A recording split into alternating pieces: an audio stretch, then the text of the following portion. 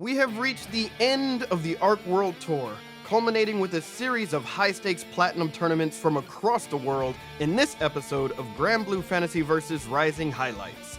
I'm your host, Mike Ross, and let's get started with our first event in Orlando, Florida, CEOTaku. We start with a familiar face, Railfire Legion Zippy, who made an impressive run through the losers bracket by eliminating Angel, Aaron Damac, and Blue Sky Guy before meeting Kanmei Esports Zerum in losers finals. Zerum took an early 2-0 lead in the set, using a Hail Mary Holy Ladder to gain corner control and close out the third round of Game 2. The pressure was on Zippy, who was determined not to be shut out. In Game 3, Zippy started strong, using Iblis mix-ups on Zerum's wake-up to close out the first round. Zippy's patience and spacing dominated the second round, swiftly taking the game to gain some momentum. Game 4 saw Zippy continuing their strategy to great effect in the first round, but Zerum's energy proved too difficult to contain, as a missed punish on a Super Skybound art gave Zerum the opening to mount a comeback.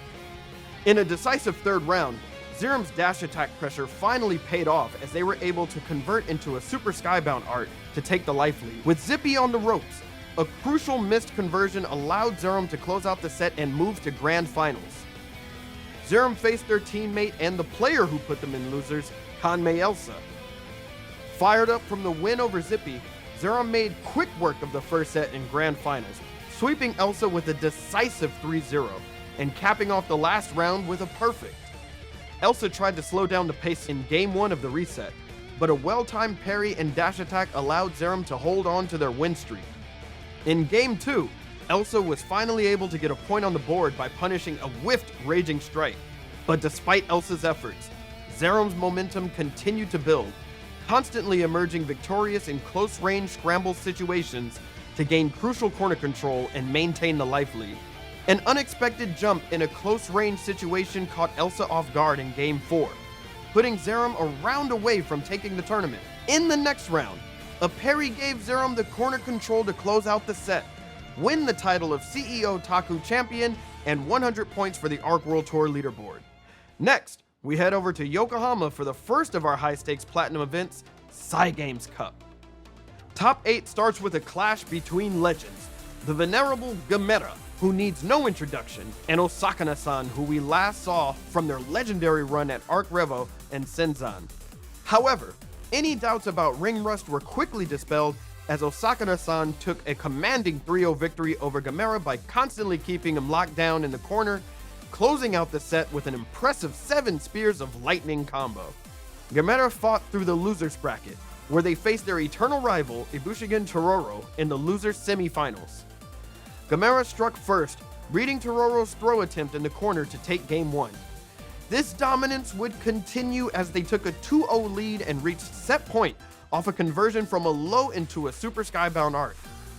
However, Gamera's haste to close out the set gave Tororo an opening, as a wild DP would give them the opening to finally get a game on the scoreboard. Game 4 began with relentless aggression, with Gamera and Tororo trading corner control in rounds. As they both battled fiercely for set point, Gamera caught Tororo slipping, granting passage to the losers finals. Boruto Wreck was the final obstacle in Gamera's way. Games 1 and 2 were fast and furious, with both players trading decisive wins. Gamera would take the lead in Game 3, repeatedly leveraging dash attack pressure to create massive damage opportunities. Gamera was able to reach set point in Game 4, but an ill-timed dash out of the corner would be caught by Siegfried's 2M, leading into massive damage. Gamera tried a series of throws to create an opportunity for a comeback, but Boruto Wreck was able to tie up the set. Round 1 of Game 5 would start with Gamera and Boruto Wreck trading blows, but Gamera was able to hit the right buttons on wake up to secure the round.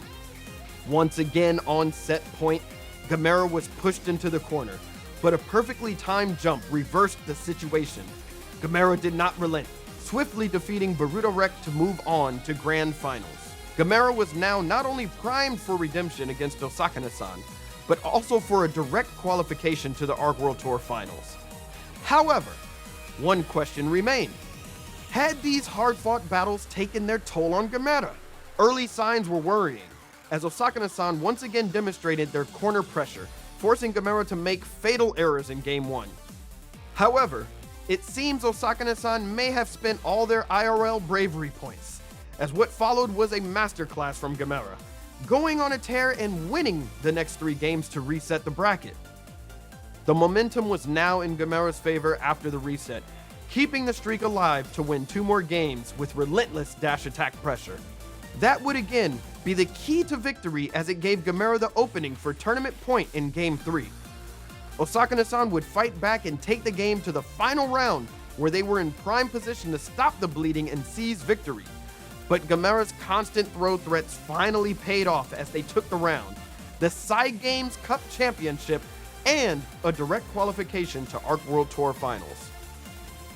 We now head to the coldest tournament in the Midwest, Frosty Faustings, for another platinum event. Fresh off their victory in qualification from UFA was Paragon Koji Coco, looking to play spoiler for many of the North American hopefuls. However, this didn't seem to be the case, as Koji Coco was quickly sent to the losers bracket by 10th Division Monarch with a throw bait. This might have been all part of the plan, as Koji Coco would go on a tear through the losers bracket, defeating Wavy and Zerum before facing Zane in losers finals. Koji Coco faced off against the Grimnir of America, Zane, and immediately put their opponent on the ropes, dodging the wind crest and converting off a 6-6L to take Game 2. After taking a moment to reflect on the past 2 games, Zane looked ready to stage a comeback in Game 3, finally managing to lock Koji Coco into the dreaded vortex. Zane secured their first point on the board with a conversion off a low to close out Game 3. Zane looked primed to tie the set in Game 4, utilizing Grimnir's trademark corner mix-up to take the first round. However, Koji Coco quickly adapted, taking the match to a tense final round. In a climactic finish, Koji Coco's sharp reflexes sealed the victory with a perfectly timed anti-air to eliminate Zane from the tournament. While Monarch would be getting the qualification spot for ARC World Tour Finals, there was still a match to be settled with Koji Coco. Monarch's aim remained true, taking the first game. However, Koji Coco methodically avoided Monarch zoning, slowly closing distance and waiting for opportunities to strike, grinding out the next 3 games to reset the bracket. The bracket reset would continue the slugfest as Monarch and Koji Coco traded games. Koji Coco would gain the advantage in Game 3 with a forward H to close out the round. Monarch responded in Game 4 using their zoning prowess to quickly tie up the set. In Game 5 saw Monarch appear as an impenetrable fortress, constantly whittling down Koji Coco's health and forcing them into unfavorable situations. Yet, an ill-timed slide in round 2 would bring us to the final game and final round. Sticking to the game plan, Monarch initially held firm, but a massive jump H from Koji Coco created the opening needed to take the life lead. Koji Coco used all their meter in an attempt to seal the deal. Monarch was able to maintain composure and reset to neutral in order to chip away at Koji Coco's health. But a mistimed butterfly was all it took to seal their fate, and Paragon Koji Coco emerged as the champion of Frosty Faustings.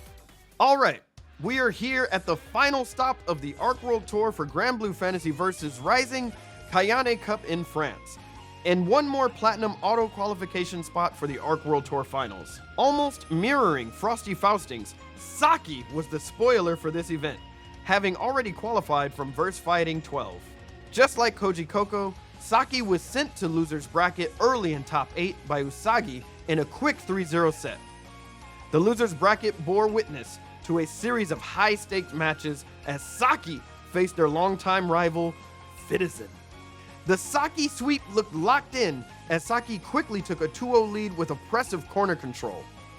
However, Fitison turned the tide, tying up the score 2-2 after gambling their tournament run on a wake-up DP.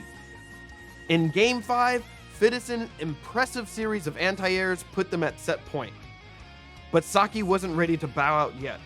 An incredible read by Socky on Fitison's Brave counter took the game to the final round.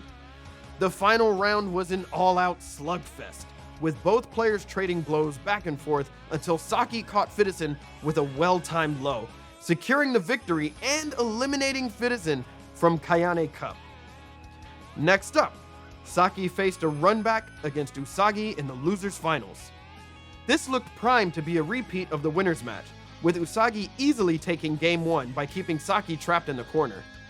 But Socky shook off the defeat, finding their rhythm and quickly took the next 2 games, which led to Usagi switching to Lil Wayne for game 4. However, the Playboys weren't able to prevent a reverse Socky sweep, as Usagi was eliminated and Socky moved on to the grand finals. Hometown hero Opland Skill did not want to earn their Arc World Tour spot by default and chipped out Socky for a Game 1 victory.